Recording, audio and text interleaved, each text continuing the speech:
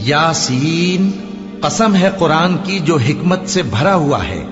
ए मोहम्मद सल्लल्लाहु अलैहि वालैहि वसल्लम, बेशक तुम पैगंबरों में से हो, सीधे रास्ते पर हो।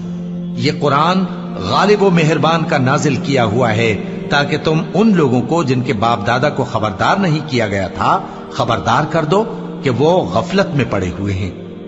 उनमें से अक्सर पर अल्लाह की बात पूरी हो चुकी है, सो वो ईमान नहीं लाएंगे। हमने उनकी गर्दनों में तौक डाल रखे हैं और वो ठोड़ियों तक फंसे हुए हैं, तो उनकी गर्दनें अकड़ी हुई हैं, और हमने उनके आगे भी दीवार बना दी और उनके पीछे भी, फिर उन पर पर्दा डाल दिया तो ये देख नहीं सकते। और तुम इनको खबरदार करो या ना करो, इनके लिए बराबर है, ये ईमान नहीं लाएंगे। तुम तो सिर्फ उस शख्स को खबरदार कर सकते हो जो इस नसीहत यानी कुरान की पैरवी करे और रहमान से गायबाना डरे, सो उसको मगफिरत